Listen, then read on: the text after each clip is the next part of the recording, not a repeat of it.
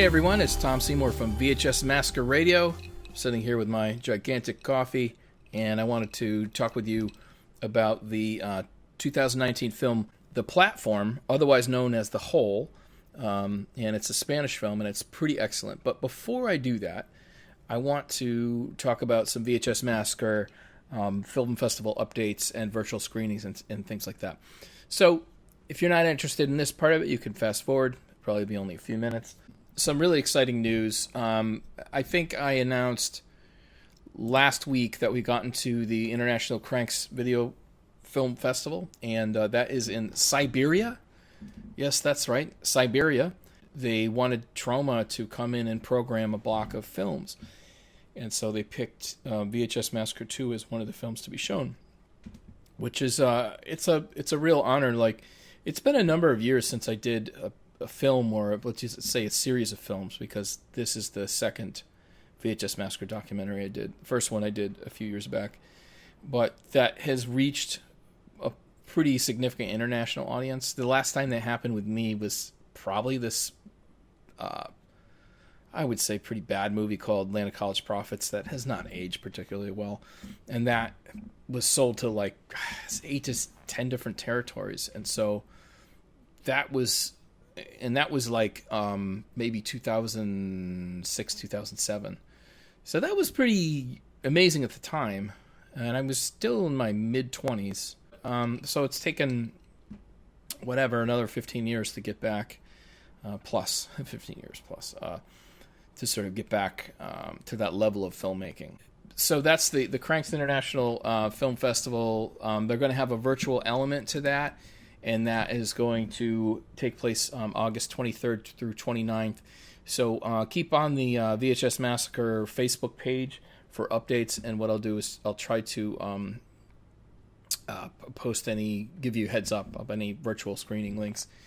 It's been pretty great. Like, there's been a lot of people reaching out to me, wondering where they can see this film, because it seems to be performing pretty well in the festival circuit. The other thing, really exciting news, is there is this film festival in England, and which has been really wonderful. We got selected to be in HorrorCon UK, and this is the second British film festival, called the Spirit of Independence Film Festival, and that's going to take place October 3rd, so that's down the road a bit. I'll post a link to when that happens virtually. Anything that's like comedy, Monty Python, or IT Crowd, or I end up gravitating a lot towards British stuff, so it's kind of neat. So the third thing that I got very excited about is there's this contest called the Accord Cine Fest, and recently found out today that we got into that. I think they're going to make a determination on awards in the next couple of days, so keep your fingers crossed about that. We'll see how that goes. And then we're still in the running at Bare Bones International Film Festival. I have some kind of following. Like, it really is amazing. Like, I made the both films I made for $500 and $500. And I had serious trouble getting budgets for films anymore. It's hard to get things financed, but I just have this perpetual need to keep creating films. It really is how I deal with the world. It's how I navigate the world, so I need to be creating. That's just part of my personality. Sometimes you need projects to occupy you, because the world can be just too much, so that's just how I roll. So I was thinking, what can I do? And I've always loved Troma, so essentially I made these films with Troma in mind, and they actually, pick them up. So it's been really wonderful. So that being said, I am working on a new short. I've been working on my MFA at Hunter College, and that's been a long process. It's been about 3.5 years on that. And before that, I used to have only 2 AS degrees. And so it took me 3.5 years to get a BA in the CUNY system, and now I'm on to my MFA, and the whole process probably in the end will take 7 years plus. So it's been kind of brutal, but I'm in thesis now, and I got approved to do this thing, this documentary about the king of royalty-free music, Kevin MacLeod. So The documentary is going to be called McCloud. There Can Be Only One. Sure, you can get the subtle Highlander reference, but the point is that he may be one of the most listened to musicians ever, but nobody knows his name. So he's the one and only Kevin MacLeod. So that's, where the name comes from. So we got some people lined up. It ends up being the case that content creators know who he is. So we got some cool people like John Brennan from The Last Drive-In, which is, I think, the top-rated Shudder show. So that's an absolute monster of a show. We have Tim Kulig, who's a film composer who can speak to the sort of quality and breadth of Kevin's work. Professor James Richardson is a new media technology professor. He's going to research like numbers, like some hard data. Also, my wife Stephanie Perez is a food influencer who has something like 85,000 followers on her food Instagram, and then TikTok she may have another 5 to 10,000. She can speak to some of the unusual formats where you wouldn't think that Kevin MacLeod's work could pop up on. So anyway, I think that's going to round out the gang for this short doc, and I was able to conduct an interview with Kevin. Yeah, it was pretty good. So it's going to be an interesting process because I'm going to be making this with a thesis advisor, so someone's going to be watching cuts and making me make changes. So we'll see. We'll see how that goes. Okay, let's talk about the film The Platform. The film was directed by Galder Gaztelu Urrutia. This film was it's a Spanish film that was originally named The Hole, and it was acquired by Netflix, so they didn't have a hand in producing it. And to be honest, that's probably why it came out so well. Netflix, although they can kind of attach their name to certain projects of quality, like let's say, Scorsese's The Irishman, I seriously doubt they had a lot to do with any creative decision in that. And the stuff that Netflix tends to put out themselves, it all looks and sounds the same. It's all pretty lame as shit, except for an occasional show like Stranger Things or something like that. So it was refreshing to see an actual quality horror film on Netflix. Again, it's got their logo on it, but it's just really whatever. But I'm sure the producers of this project were happy to have it attached to Netflix in some regard. It looks to have gotten some awards. Spanish Actors Union Award. That's pretty great. Torino Film Festival. Toronto International Film Festival. Okay, so for those, the podcast I do tends to be slighted towards people who make films and slightly towards industry stuff. So we talk about film festivals a lot, and Toronto obviously is one of the largest film festivals. It's a top 10, and if you can crack that, it's really amazing. It's very hard to crack it without some kind of producer's rep or agent. And so if you look at this, if you look at some of the funding for the platform, it comes from essentially the Spanish government and grants through them. And I think that's why it's so impeccably made. In the film, the main character, Goreng, essentially he wakes up in this what looks to be a type of prison.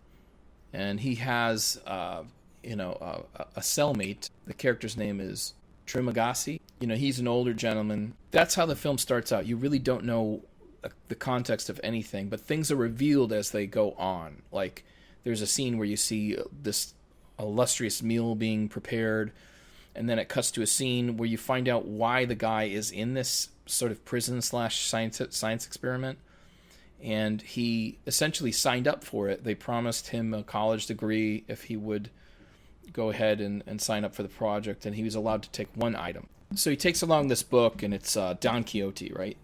Which you find out actually speaks to his character rather well. Don Quixote being somewhat delusional, but taking on, fighting giants that may or may not be there. So it actually plays into him being a benevolent character in a sort of wicked position. So the premise is that I think he wakes up on something floor 40. there's a hole in the middle of the prison floors. It's a square hole, and you could see 50 floors up, 50 or so floors up, or 50 to 100 floors down. And you can see the people below on their levels. And every day, a platform of food gets lowered down. It starts off at this luxurious feast on this platform that gets lowered down. It's the same sort of size as the square, hole, so it gets lowered down floor by floor. Floor 0 is where it's prepared. If you're on floor 1, you get this fine meal. If you're on floor 2, you get a slightly picked over feast. 3, slightly more picked over, until you get down further. So by the time you're getting to like level 30, there's some, some scraps of fruits, some grains of rice, some fruit maybe. And by the time, let's say if you were at floor 100, there is nothing left. And they don't really know how many floors are. So there's going to be some spoilers here, but I can't really avoid it. The main character tries to convince the people above, hey, guys, why don't you ration? If you ration, and I ration and everyone else rations, then everyone gets to eat. We can all eat. We can make this work. And they basically say, fuck you. And then his cellmate says, they won't listen to you because they're above. He tries to speak to the people below, and he says, they won't listen to you because they are below. So immediately you realize the gravity of the situation, and what it equates to is that there's a class system created. The people above and the people below. And so you realize that this movie is a lot more complicated than it first sets out. It's not some sort of Saw movie. It's about a lot of things. If we're talking about the rationing of resources, you're talking about socialism. The other thing is where people just ravage the food on the top levels. That could be dictatorship or even a version of capitalism. It's a heavier movie than you'd think. Every month, the prisoners get rotated. So if you're on a floor like something at 100, you have to do a month there. And there's, the food platform is always empty by the time you get there. And so people end up cannibalizing each other and stuff like that. So every month, you never know where you're going to get. You could be on the 6th floor and eat like a king, or you could be on a floor 120 and have to survive by cannibalism. Some pretty profound themes of survival as well, because there are people who get on the top floors. Let's say they're at floor 4, and they have this luxurious food provided, and they have all the, let's say, amenities that they need, and the end of the month starts coming, and a lot of them end up committing suicide because they don't want to go back down.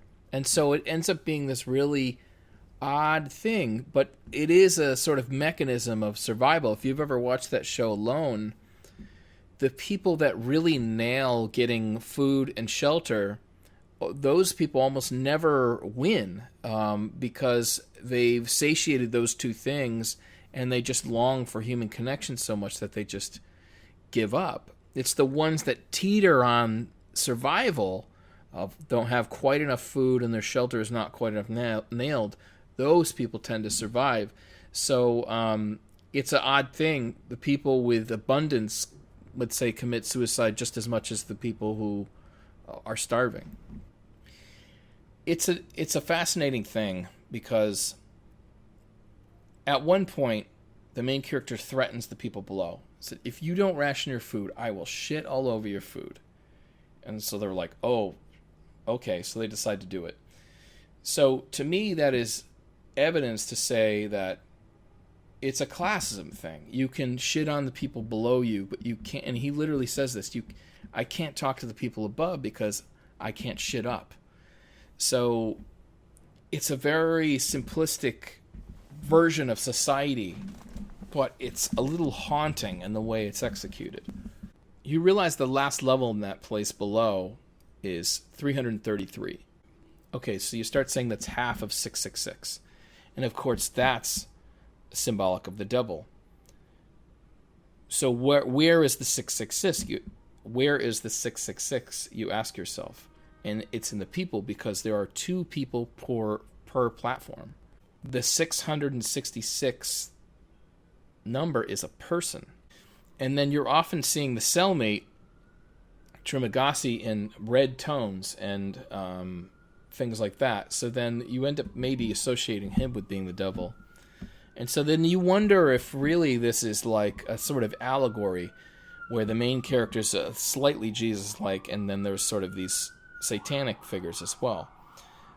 So they play around with that. And I think it's undeniable once you get to the concept of the 333rd floor. I think these things, they're not by accident. You don't do that in a film.